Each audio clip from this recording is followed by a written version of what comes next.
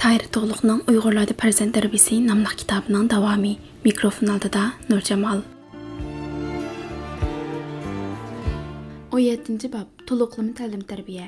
Tajribalik it yeydi yo'lvosini tutib, jang ko'rmagan sher qachar tulkidan qo'rqib. Obulqosim Firdavisi. Uyg'ur xalqining an'anasidan aytganda ota-ona mangu ota-ona. Ular farzandlarning mangulik tarbiyachisi.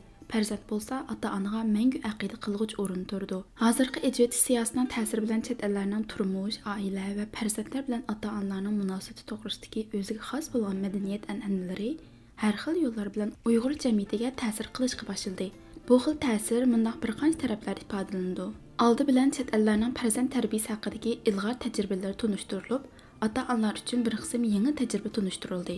Bu albatta yaxshi ahvol. Yana bir tarafdan qaraganda G'arb dunyosining turmushi, odati, qimmat qarashi va axloq qarashiga mos kelsa-mu, lekin bizning turmush odatimizga, axloq an'anamizga yot bo'lgan bir qism omillarni singib kirib, ota-onalar bilan farzandlar o'tirisida balkilik ziddiyatlarni, ta'lim-tarbiya masalasida ma'lum cheklanmaliklarni borliqqa keltirishga sabab bo'ldi. Masalan, ba'zi bolalar ozroq cho'ng bo'lib olib, o'quviniga tamanno qo'yib, o'zini ota-onasidan aqlli, bilimli chog'lab, ota-onasining nasihatini qabul qilmayotdi. Ular aymanmay, sizlar nimani biladinglar, o'zimning bilganini qo'yib ber.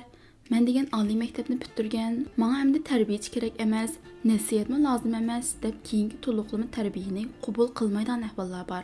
Yana biri ota-onalarmi, bolalar cho'ng bo'ldi, o'qidi, oqqani farq etdi deb qarab, ta'lim-tarbiyaga sal qaraydigan, ta'lim-tarbiyani bo'shashtirib qo'yadigan ahvollarmi bor. Natijada xilli ko'p farzandlar dal maktabni bitirib, xizmat qilish davomida amaldor bo'lib hukm surayotgan mezgilda texmi ko'p nachar qilmishlar bilan ota-onalarni mu yerga qartayotdi. Algimi ko'p ziyonlarni silayotdi. Eng muhimi hozirgi ba'zi Uyg'ur yoshlari Uyg'ur xalqining eng qimmatli fazilat boyliqlaridan biri bo'lgan hayoni unutib qoldi. Ota-onalarning oldida hayosiz so'zlarni qilishdan nomusli his qilmaydi. Bu xil xohishlarga yo'l qo'yishga bo'lmaydi. Bilish kerakki, Uyg'ur jamiyati hargizmi chet el emas. Bizning turmushimiz, qimmat qarashimiz, madaniyat saviyamiz, ma'rif ahvolimiz, ijtimoiy muhitimiz, moddiy va ma'naviy saviyamiz chet ellardan tuplik farq qiladi. Ma'lumotlarga qaraganda chet ellarda bolalar kichigidan tartib yoki cho'ng bo'lib, o'z yo'lini topqicha yasli va maktab tarbiyasida bo'ldi ekan. Bir haftada, bir oyda bir qatim oilasidagilar bilan ko'rishadi ekan. Ota-onalar bolalarning nima ish qilishi bilan kor bo'lmaydi ekan. Mustaqil yashashga odatlantirish uchun iqtisodiy jihatdan yordam bermaydi ekan. O'rtoqlikmi bo'lmaydi ekan. Deganga o'xshash ko'ch paranglarni anglab, ba'zi bolalar baldurlar ota-onalarni kerak qilmaslik qildiryotdi. Ota-onalarni savodsiz, madaniyatsiz hisoblab, gap so'zlarini pisandik olmayotdi. Bizning tushunchimizcha chet ellarning hozirgi turmush va madaniyat saviyasi bizdan necha has oldida turdi. Ularning ma'rifi intayin muntazam va ilg'or. Shuning uchun ota-onalarga cho'ng besim bo'lmaydi. Biroq xato tushuna olmaslik kerakki, chet ellarda bolalar intayin erkin ekan. Ota bolalar o'tirisida o'rtaq manfaat ko'z qarashi yo'q ekan, ota-onalarning bolalar bilan kor bo'lmaydi ekan degan undirma gaplarning hammasi apqashti gaplar. Hargiz chet eldagi ota-onalarning bolalar bilan kor bo'lmaydigan, bolalarga ko'ngil bo'lmaydigan ish yo'q. Ular bolalarga bizdan ortiqroq ko'ngil bo'ldi. Ulardagi o'rtaq manfaat qarashi intayin yuqori, bir-biri mas'ul bo'lish aniqligi texim yuqori. Ba'zi farqlar ta'lim-tarbiya usulidagi farqdan kelib chiqqan o'ziga xos o'zgachilik. Ularning turmushidagi bayashatchilik, taraqqiyotga yuksaklik, aqliy kamolotidagi ortiqchilik dal oila tarbiyasi bilan maktab tarbiyasining kuchidan borliqqa kelgan. Bu faktlarga hargizmi ko'z yumishga bo'lmaydi. Uyg'ur jamiyatiga nisbatan aytganda bizning madaniyat saviyamiz intayin orqada. Ongmu o'rta asrning ideologiyasidan to'liq ozod bo'lib ketmagan. Ma'rifimizga qaraydigan bo'lsak, ta'lim-tarbiya jihatidagi og'ir mas'uliyatlarni to'liq ortqizalashga qurbati yor bergudek ahvolda emas. Shunga ijtimoiy ta'lim-tarbiya majburiyati yanada ota-onalarning ustiga ko'proq tiralgan. Yana bir tarafdan olganda ota-ona mangu ota-ona. Farzandlar ota-onalarning nazarida yanada mangu bola. Biz bu nuqtada ikki masalani ko'z tutamiz. Biri, Uyg'ur farzandlarining qalbida ota-onalar buyuk obraz. Ularning qalb to'rida ota-onalardami ulug' yana bir kishi yo'q. Shunga farzandlar ota-onalarni hurmatlaydi, qadrlaydi. Yana biri, fan madaniyat bilimlari bilan turmush bilimlari o'tirisida belgilik farq bor. Fan madaniyat saviyasi jihatdan farzandlar doktor bo'lib ketsin, cho'ng amaldor bo'lib ketsin, yanada ota-onalarning farzandlariga mas'ul bo'lish, ularga nasihat qilish, yomon nachar ishlar sodir bo'lsa, cheklash huquqi bor. Yana bir jihatdan yoshda cho'ngning aqli cho'ng degandek, ota-onalarning turmush, hayot tajribasi mo'l. Ular hayotning ochiq-chuchuklarini ko'p tetigan, bir qancha ishlarni ko'p yirtgan. Unda bo'lsa, to'liqlam tarbiyaning talablari nima? Birinchi qism. Balalar amaldor bo'lgan ota-onalarning mas'uliyati. Farzandi boshliq bo'lgan ota-onalar farzandining eng yaxshi nazoratchi va ogohlantiruvchisi bo'lishi kerak. Boshliq bo'lganligi odam aqlli, farosatli, axloqli bo'lib ketishini tayin. Garchi ba'zi amaldorlar madaniyat saviyasi nuqtasidan yuqoriroq tursa-mu, aqliy iqtidor va axloqiy safa nuqtasidan nihoyat tuban o'rin turish mumkin. Shuning uchunmi bir qism amaldorlarning amaldorlik tojini kiyib olib yoki kichkina mansab o'rindiqqa o'ltirib olib, xalqqa gidiyishlari, o'zini chaqilmay kayf safaga berilib ketishlari, qo'l ostidagilarni odam qatorida ko'rmay, ularning bo'yintovliq qilishi, qilgan amaliy ishining tayini yo'q maydasini chiqarishlari dal ularning tex to'liq pishmaganligini, aqlning to'lmaganligini, ta'lim tarbiyaga muhtoj ekanligini uqtirdi. Yana bir tarafdan qaraganda, ota-onalar tuvanda bo'layotgan gap so'zlardan xalqning sadosini vaqif bo'lib turdi. Kishilar amaldorlarning o'ch olishdan qo'rqib, oldida gap qila olmagan bilan boshqa ommaviy so'rovlarda ularga baho berdi. Ulardan nurg'un umidlarni kutdi. Biroq amaldorlarga yuzma-yuz deyishga petin olmaydi. Faqat ota-onalar bu cheklimdan o'tib, yuraklik nasihat qilish fursatiga ega. Shunga ota-onalar o'zlarining ota-onalikdan iborat ulug' imtiyozga tayinib, har qancha yuqori o'ringa chiqqan amaldor bolasi bo'lsa-mu, ularga ko'z quloq bo'lish lozim. Xalqning nazoratidan qolsa, ota-onalarning nazorati nihoyat kuchli rol o'ynaydi.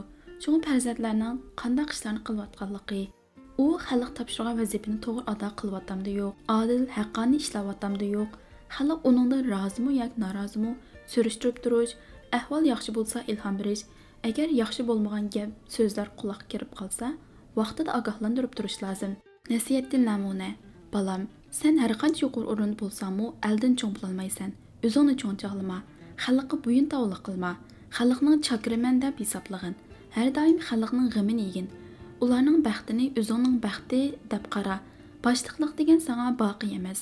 U o'rin bugun sana tekkan bo'lsa, burun yana birining qo'lida edi. Adi sendan yana birining qo'liga o'tidi. Bu mezgilda hargiz elning oldida yomon atoqqa qolmagan.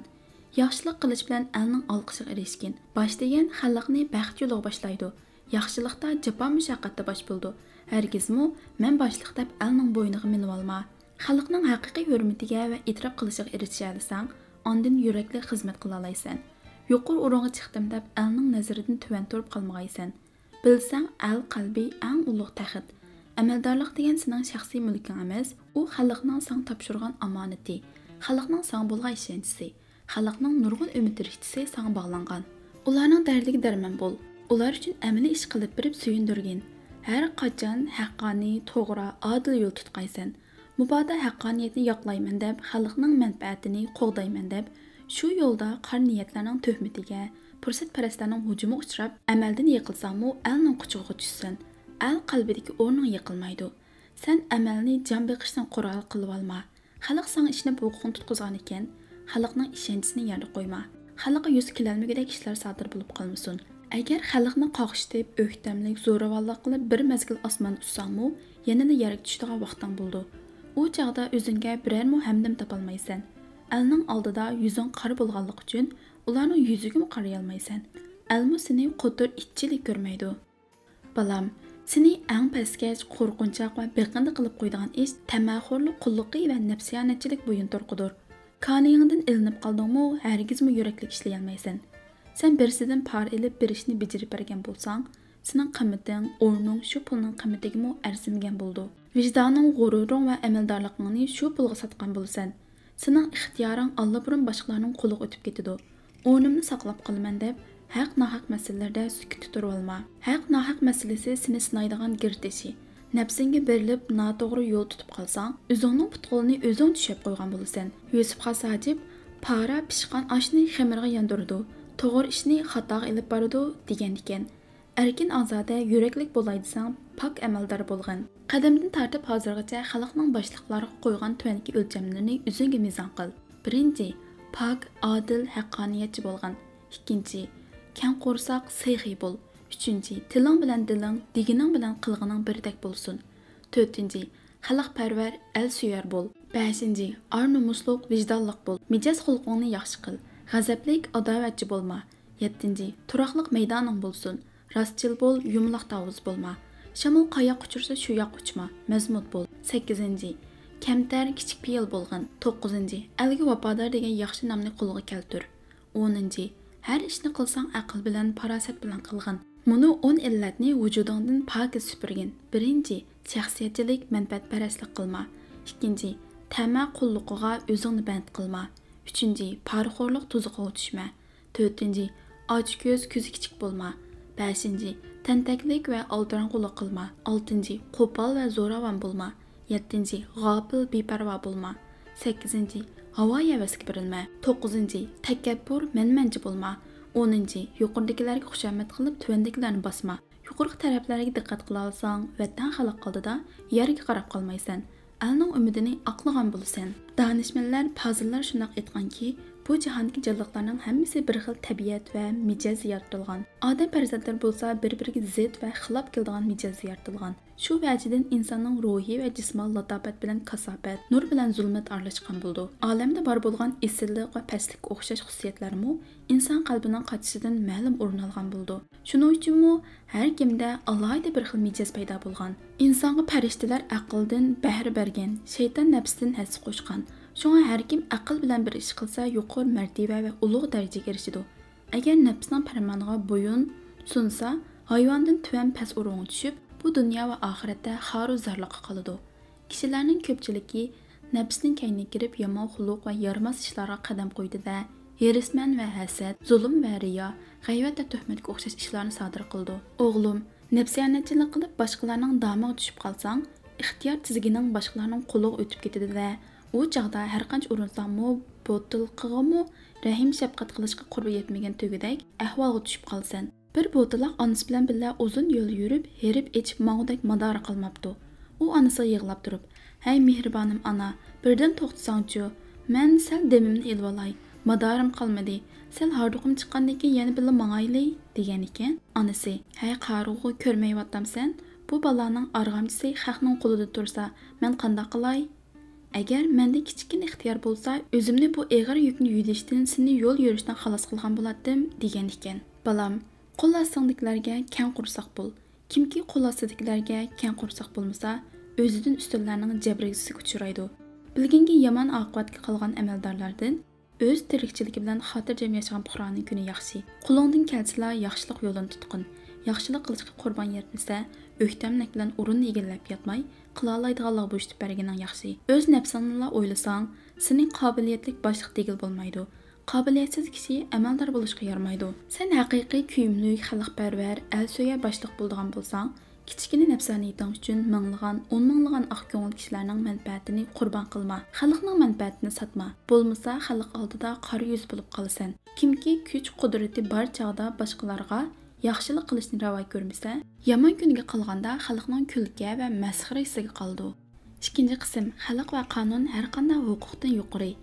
Farzand tarbiyasida bolalarga o'zini tunishni, o'zini qadrlashni o'rgatish bilan birga, ularni qonun tuzumini o'rganishga ishtirok qildirish kerak. Farzandlar kichikdan boshlab qonun tuzumini hurmatlaydigan, qonun tuzumida ish qiladigan bo'lsin. Ular Qur'onga yetganda o'zining demokratik huquqidan to'liq foydalana oladigan, o'zini xalqning bir a'zosi sifatida ulug'lay oladigan jasoratga ega bo'lsin. Buning uchun ularga tuvandagi mazmunlarni eskartib nasihat qilib turish zarur. Nasihatda namuna: "Balam, xalq ulug', sen bo'lsang shu ulug' xalqning bir a'zosi. Shunga o'zingga mas'ul bo'lish bilan birga, jamiyatga mas'ul bo'lishing, qonunga mas'ul bo'lishing, amaldorlarning nazoratchisi bo'lishing kerak. O'zingni qonun bilan qo'g'dashni bil. Bo'lmasa ziyon tortquchilardan bo'lib qolasan. Bo'libmi amaldorlarni baholashda bexudlik va mas'uliyatsizlik qilma. Chunki qaysi darajalik boshliq bo'lsin, sening jonijon manfaating bilan nihoyat zich munosabatli. Agar huquq, tamg'a, bir nafsiyonatchi, iqtidorsiz, vijdonsiz odamning qo'liga tutqizildi ekan, xalqqa og'ir balo-ofatlarni elib keldi. Bu xususda Ozarbayjon xalqining mundaq bir mashhur masali bor. Bir savdogar uzun yil karvon tortib jahon kezibdi. Oxiri hayotlik karvonimi oxirgi bekatga yaqinlab qoldi. U o'lish oldida butun urug' tuqqanlardan rozilik oldi. Oxiri o'ziga uzun yil hamroh bo'lgan tugisi yodiga yetib, tugisini oldirib kirib, tugidan rozilik olmoq bo'lib munda debdi: "Hey tugam, sen bilan men uzun yillardan beri hamsafar bo'lib jahon kezdik. Men sana og'ir yuklarni ortdim. Qishda sovuqda qo'ydim, yozda suvsiz qo'ydim. Uni ozdab texi ustunga minib oldim. Sana ko'p jafolarni soldim. Mana men endi o'lish oldida turibdiman. Mendan rozi bo'lsang." Tuga egisiga munda debdi: "To'g'ri, sen degan ishlarning hammasi rost. Nurg'un qatim och qoldim, suvsiz qoldim, qahrdan qishda, tumuz issiqlarda eg'ir yuklarni ko'tarib, cheksiz cho'llarda kezdim. Buning hammasiga roziman. Lekin bir ishingni u dunyo bu dunyo hargiz kechirmayman. Hay hamroyim tugam, debdi hayron qolgan buvay. Nima ish u kechirmaydigan? Bir qatim debdi tuga. Do'ngdan chiqayotganda cho'limni eshakning quyrug'iga bog'lab qo'yganing yodingdimi? Mana shu ishingni menga kechirmayman.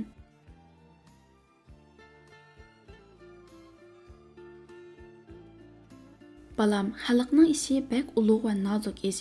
Uni odam sifat eshaklarning qo'li tutqizib qo'yishga bo'lmaydi. Tarixda nurg'un davlatlar dal amaldorlarning iqtidorsizlik tufayli zavol topgan va xalqni qanga bottirgan. Yusuf Xasaji bo'mizning mundaq mashhur ruboyisi bor. Bulu versa itqa ko'r bosh arslan, bulur itlar ham arslansiman. Agar bo'lsa it arslanga bosh, bulur arslanlar ham itdek hamon. Shundaq balam. İqtidarlıq, bilimlik, fazilatlik başlıq xalqning baxti. İqtidarsiz, bilimsiz, fazilatsiz başlıq xalqning kunlarini qora qildi. Ba'zi kishilar akan kimni olsa yengan shu degandek mas'uliyatsizlik bilan muomala qildi. Keyin barmoq tishlaydi. O'rniga keltirgisiz degan bo'ldi. Shunga faoliyatchanlik bilan huquqini to'g'ri ishlatib, xalqning manfaatiga haqiqiy kapolatlik qila oladigan kishilarni, yaxshi xarakterli kishilarni tanlab ko'rsatishga tirishgan. Xalq degan ulug' ham saylay oladi, ham nacharlarni challay oladi. Agar xalqning umidan aqlay olmaydigan odam hokimiyat beshiga chiqib qolgan bo'lsa, darhol umumiy xalq jamoat fikri orqali uningdan huquqni elib olish kerak. Bunda odam bir kun o'shiq hukm sursa, nurg'un ziyonlarni soldi. Har qachon angushtar xalqning qo'lida. Xalq e'tirof qilsa, u boshliq, xalq e'tirof qilmasa, quruq iriqqa mirab bo'lib qilaveradi. Agar o'zingda xalqni boshlay olg'idek iqtidor bo'ladigan bo'lsa, dadillik bilan o'zingni namoyon qil. Yuraklik holda huquqni qo'lingga olib, xalqqa baxt keltirishga tirishqin. Agar iqtidoring bo'lmasa, hargiz bu ishga havas qilmag'in. Iqtidorsiz odamning amal tutishini chumilining hori so'rishi deb tasavvur qil. 3-qism. Farzandingiz doktorlik kasbida bo'lsa, munda mazmunda tarbiya qiling. Balam, sen kishilarning jismoniy kasalini davolab, ruhiy azobdan ozod qiladigan, o'limga amal qilib hayotga kapolatlik qiladigan savobli kasbni qiladigan bo'lding. Sen o'zingni bir sababchi deb bilgin. Kasallikning hammasi o'limga olib bormaydi. Biroq ajali to'shgan bo'lsa, har qancha usti doktormo sababdan ojiz keldi. Ajal to'shmagan bo'lsa, sabab qilsang vaqtsiz o'limning, baxtsizlikning, rahimsiz judolikning oldini ola olaysan. Biroq yaxshi, yaramli, iqtidorli doktor bo'lmoq o'ng'ay emas. Yaxshi, yaramli doktorni kishilar oq farishta deb ataydi. Yaramsiz, qobiliyatsiz doktorni kishilar rahimsiz qotil deb hisoblaydi. Bu xususda Alisher Navoiy munda solishtirib qilgan. Nodon tevib jallodning ustisi. Jallod tig' bilan o'ltirsa, nodon tevib dori bilan halok qildi. Jallod nodon tevibdan yaxshiki, jallod gunohkorlarning kallasini olsa, nodon tevib begunoh odamni o'ltirdi. Ibrat olganki, hukm qila olmagan ahvolda aldirab ristib yozma. O'zingning ojizligini yoshirma, jon bilan o'ynashma. Kasalga qarta to'g'ri hukm qilishga ojizlik qilsang, samimiyatlik bilan boshqa doktorlarga ko'rinib beqish taklifini bergin. Diagnoz %100 muayyanlashtirilmaguncha bemorga va uning oila tovabatlariga eg'izing kelguncha qilaydigan bir narsani deb qo'yma. Bilginki, doktorlik degan nihoyat nozik kasb. Har doim jon bilan haplashsan. Bir qatimliq savallikning o'zingni mangu kechirmaydigan xatolik qilib berish mumkin.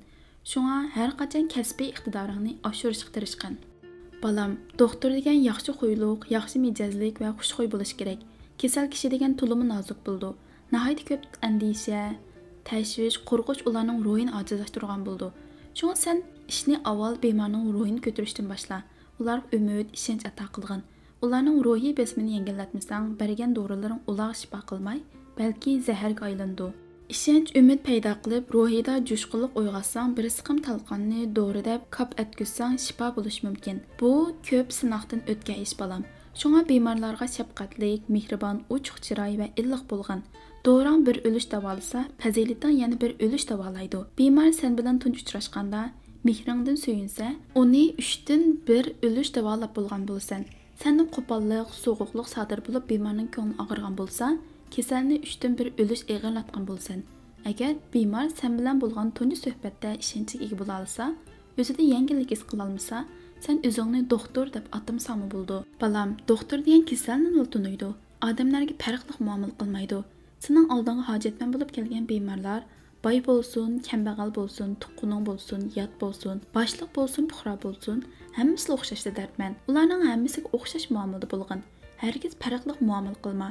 Masalan, bir kasalxonada 4 bemor yotgan bo'lsa, biriga haddidan ortiq kuyinib g'amxo'rlik qilib kelsang, boshqalarga ancha e'tibor bermasang, kasbiy axloqingga mos kelmaydi. Kasbiy axloqingga mos kelmaydi-la emas, odamgarchilikka to'g'ri kelmaydi.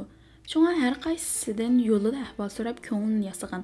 Qizg'inlik bilan ularga umid beg'ishla. Kishilarning hojati tushib qolsa, xushallik va qizg'inlik bilan ularning dardiga darmon, kasallik shifodor bo'lgan. Manfaat qo'g'lishib, kishilar kasallik dastidan jon bilan elishibsa, ko'zingni yumib olma. Jonni pul bilan o'lchashga bo'lmaydi. Jonni qutqizish sening birdan-bir maqsading bo'lsin. Puli yo'qganda biror kasalni davolamay, o'lib ketishga sababchi bo'lib qolsang, jonga zomin bo'lgan bo'lsan. U holda bir umr o'zingni kechirolmaysan. Balam, doktor degan nuqul kitobiy bilimga tayangan bilanlar yaxshi doktor bo'la olmaydi. Amaliy tajriba degan ming kitobdan afzal. Hamma kasallik kitobda bitilgandek bo'lish natayin. Garchi o'xshash bir kasal ikki odamda paydo bo'lgan bo'lsa, bir odam kitobdagi davolash usuli bilan unumli davolanishi mumkin. Yana biriga yaxshi unum bermaslik mumkin-ku. Shunga sen odamlarni, ularning turmushini, yashash muhitini, ularning kasallik paydo qilishdagi omillarni ilmiy faraz qila olsang, kasalning asli manbasini topa olaysan. Sababini aniqlay olmasang, kasalning tub yiltizini saqayta olmaysan. Buning uchun sen doktor bo'l, psixolog bo'l, jamiyatshunos bo'l. Ba'zi kasallar dori bilan saqaydi. Bu badan tamponligi buzilganligining ifodasi. Ba'zi kasallar dori bilan saqaymaydi ekan, balki ruhini davolash bilan shifo topadi ekan. Hikoya qilinishicha, bir podshoh g'alati bir kasalga giribdor bo'libdi. Uni shuncha dangliq tabiblarmi davolashga ojizlik qilibdi. Har qancha amal qilgan bo'lsa-mu unum bermabdi.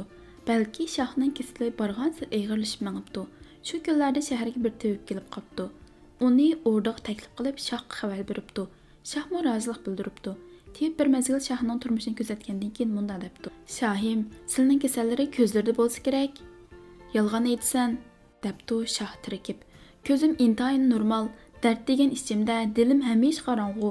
Ko'nglimga hech nima yoqmaydi. Tirikib tit-tit bo'laman, rohatlanib uxlay olmayman. Deganlari to'g'ri. Dal shu dardlarni davolashni ko'zdan boshlash kerak, debdi tabib. Mening ko'zim sapmasoq, debdi podshoh g'azablanib. Unda bo'lsa, men ijozat berishlar, men ketib qolay, debdi tabib. Shoh bir oz o'ylanib, tabibning davolash taklifini qabul qilmoq bo'pti. Tabib shohdan so'ziga kirishni, amal qilishni o'tinibdi. Shohmi rozilik beribdi. Shuning bilan tabib shohning eng yaqin bir turkum kishilarini birga elib safarga chiqishni buyuribdi. Ular safarga otlanib, shu kunilar xil uzun yo'l yuribdi. Kechda go'zal bir vodiga yetib kelibdi. Shu kechisida shoh shundoq shirin va qattiq uxlabdiki, ertasi tong otganda aron uyg'onibdi. Shoh o'rnidan turib, go'zal tog' bag'ridan shildirlab eqib turgan suzuk suvlarni tomosha qilibdi. Rang-morang gul-giyohlar diliga arom beribdi. U barbara yengillab qolgandek his qilishga boshlabdi. Kichik boladek uyoq-buyoq sakrab yiqibdi. Qaddini ruslab cho'ng-cho'ng nafas olibdi. U har qatim tiniganda og'izdan va dimog'idan qandaqdir sesiq buz chiqqandek bo'pti. Bir hafta ichida sapmo saqsaqayib ketibdi. Bu o'zgarishlardan hayron bo'lgan shoh tabibdan so'rabdi. "Dori-darmaksiz meni qandoq qilib saqaytding? Buningda qanday sir bor?" "Shohim, buningda hech qanday siri yo'q", debdi tabib. "Men sizni ko'rishdan avval bir necha kun sizning turmush usullarini kuzatdim. Menga shu ma'lum bo'ldiki, sizlar uzoq vaqt davomida taxt uchun bo'lgan kurashlarda, harbiy yurishlar bo'ldilar. Yuzlab kishilarni qatl qilish ustida turdilar. Xotirjamsizlik va ehtiyotkorlik tufaylidan ko'pincha o'rnidan chiqmay yashadilar. Mushundan muhit uzoq davom qilsa, kishining dili xiralashadi-da, g'azabdan o'zini besib olmaydigan bo'lib qoldi. Ozg'in ichiq tirikidi. Davomliq mundaq turmush o'tkazaverganda, ko'zlari bir narsadan asali zo'r qilgan bo'lib qoldi. Vujudlari bo'lsa rohatlanish va huzurlanishni unutib qoldi. Odatda tabiblar mundaq ko'zlarni ko'rgan chaqda, uni kasallik alomati deb qaraydi. Shunga men sizlarni ko'riblar kasallarni ko'zlarida ekan deb aytgan edim. Bunday kasalni davolashda sayatdan boshlash to'liq unumlidir.